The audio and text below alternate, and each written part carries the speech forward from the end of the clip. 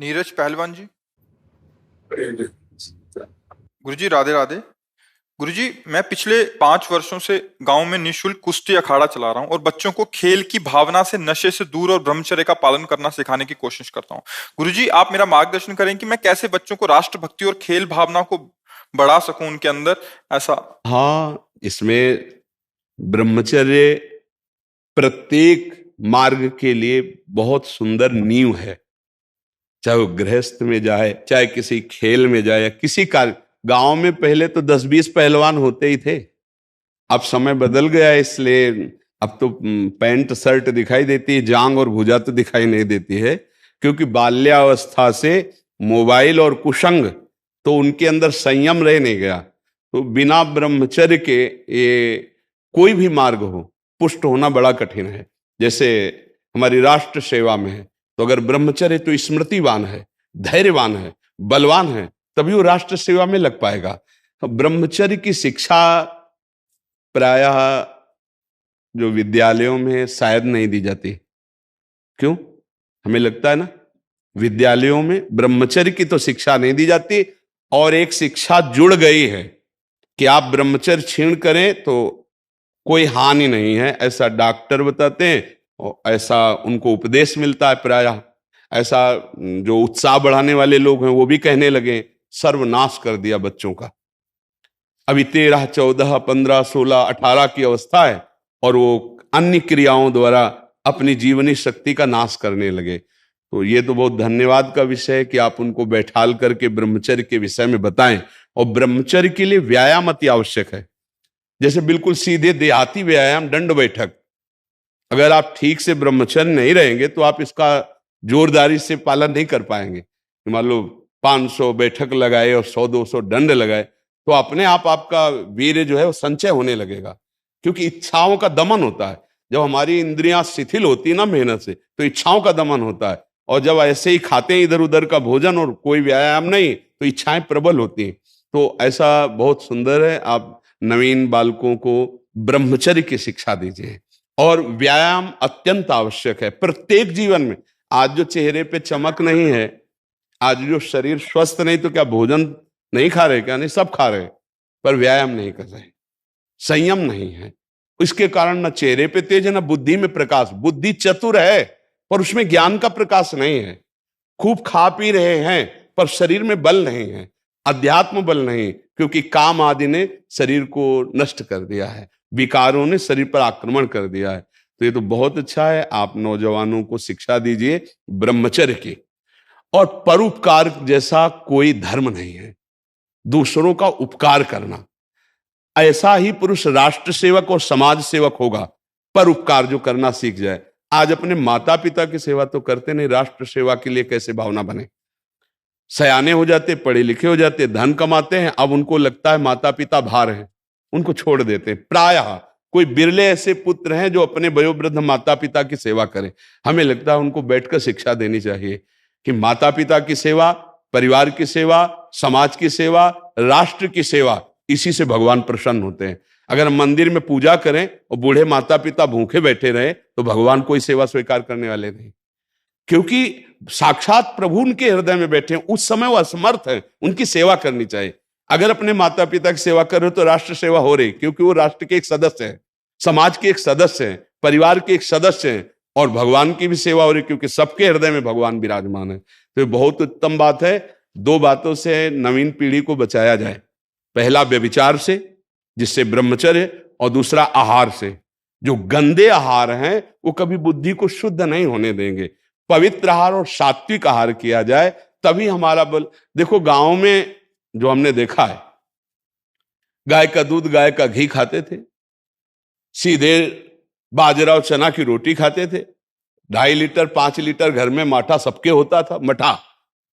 और ऐसा बल होता था कि देखने लायक शरीरों में रहता था। हमने देखा है अपने पिता परिवार आदि को, कभी कोई निषिद्ध पदार्थ मतलब प्याज लहसुन का भी प्रवेश नहीं था, क्योंकि ऐसे को लोग। तो जिन लोगों को यह दिमाग में बैठ गया है कि मांस भक्षण करने से ही शरीर पुष्ट होगा, तो मैं प्रार्थना करता हूं, चर्बी बढ़ सकती है लेकिन तुम्हारे अंदर मनोबल उस कोटि का नहीं होगा। क्योंकि दूसरे की हिंसा करके अपने शरीर का पोषण करने वाला बलवान नहीं हो सकता। बलवान होता दूसरे की रक्षा करके, अपने को कष्ट में रख करके, फिर वो महाबलवान होता है। कुछ दिन की बात है, इसके बाद फिर वो काम में नहीं आता शरीर। क्योंकि इस तरह से जो हम अधर्माचरण करेंगे, वो आगे जाके बुढ़ापे में शरीर ऐसा फैल जाएगा कि लघुशंका और सोच के लिए भी सहयोग की जरूरत पड़ेगी। फिर पहलवानी किस काम की, अगर हमें किसी और का सहयोग लेना पड़े। पवित्र भोजन, पवित्र आचरण और समाज सेवा। समाज सेवा में पशु पक्षी भी आते हैं। हमारे यहाँ पशु पक्षियों की भी पूजा की गई है, सब में भगवान की भावना की गई। आज जो हमारी समाज में मांस भक्षण चल गया है, चाहे तलवार की नोक पर गाय का मांस चखाया जाता था धर्म भ्रष्ट करने के लिए, आज पैसा लगाकर खाते हो, पूछते हो कहां का है। कैसी बुद्धि भ्रष्ट होती चली जा रही। हम उस धर्मा अवलंबी हैं, धर्म पे चलने वाले हैं, जहां गर्दन कटवा दी गई है पर चखा नहीं है। ये जो विदेशी जन आए थे, जो अधर्मावलंबन करने वाले आए थे, वो तलवार की नोक पर तो कटवा दी गर्दन, लेकिन गाय का मांस नहीं चखा। आप देश विदेश जाते हो, जो आपको मांस मिलता है वो आप पूछते हो क्या किसका है, बस खा लेते हैं। तो हमें लगता है कि इससे हम बचें, दूसरे जीवों की हिंसा से बचें। अब हमारे पास तो उत्तर यही होगा, दूसरे जीवों की हिंसा से बचें, मदिरा पान से बचें, व्यभिचार से बचें, माता पिता परिवार की सेवा की भावना रखें और व्यायाम आदि करके अपने शरीर को पुष्ट रखें, तो राष्ट्र सेवा, समाज सेवा सब होगी। अगर हम किसी को कष्ट देते हैं तो हमें नहीं लगता कि हम आगे चलकर सुखी हो पाएंगे। आप सात्विक भोजन और ब्रह्मचर्य धारण करें। हमने दो को देखा है, कानपुर में एक नामी पहलवान थे, मांस भक्षण करते थे। वो गांव का एक आदमी जो केवल दूध घी खाता था, वो उनसे स्वभाव थे शरीर में, और देर न लगा 5 मिनट में पछाड़ दिया तो रो रहे थे बैठ करके। देखो, ब्रह्मचर्य में एक अपार शक्ति, ब्रह्मचर्य का जो स्वरूप है वो महाबल संकल्प युक्त होता है। हमें लगता है अगर ब्रह्मचारी रहा जाए तो संकल्प से जो बल प्रकट होगा वो किसी को भी परास्त कर सकते हो। संकल्प का बहुत बड़ा बल होता है। और जो कामी पुरुष होता है, भोगी पुरुष होता है, संकल्पहीन होता है, उसके संकल्प में बल नहीं होता। तो हमें लगता है समाज को शिक्षा देनी चाहिए, खुद ऐसे आचरण करने चाहिए कि हम मांस भक्षण न करें, हम किसी को कष्ट न दें, हम नमक रोटी भले खाएं, दूध घी खाएं और उससे अपने को पुष्ट रखें ब्रह्मचर्य के द्वारा, तो प्रकाश हो सकता है। नहीं 4 दिन का भैया ये शरीर है, 4 ही दिन का समझो, इसके बाद जो गति होगी। तो हमें अंतिम परिणाम, विद्वान वही बुद्धिमान वही जो फाइनल को देखे। हमारे शरीर को कोई काटे तो कष्ट होगा ना, तो किसी भी जीव को वैसे ही अपना शरीर प्यारा है। आप बकरा है, मुर्गा है, किसी भी जीव को दुनिया करे, आप हमारे पास आए, हम आपको जो बता रहे, किसी भी जीव को कष्ट देना हमारे ऊपर पाप लग रहा है, उसे भोगना पड़ेगा। इसलिए हम तो प्रार्थना करते हैं हाथ जोड़कर कि आप मदिरा मत पियो, मांस मत खाओ, पराई माता बहनों से व्यभिचार मत करो, संयम और धर्म का पालन करो, तो सुखी रहोगे। अगर ये ऐसा नहीं है तो 4 दिन की चांदनी है, फिर अंधेरी रात है।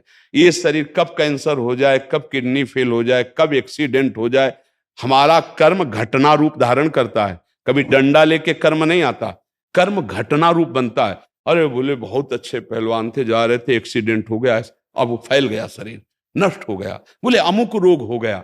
इन सब घटनाओं से बचने के लिए भगवान का नाम जप करे। हनुमान जी से बढ़कर कोई महाबली है? पर हर समय राम राम राम राम ना, भगवान की भक्ति। और भगवान परशुराम महाबली। जब तक हम भगवान का आश्रय नहीं लेंगे, भजन नहीं करेंगे, संयम से नहीं चलेंगे, पवित्रता से नहीं चलेंगे, तो दूसरों के ऊपर हमारा प्रभाव नहीं पड़ेगा। हमारे अंदर शारीरिक बल बढ़ेगा तो काम भी बढ़ेगा।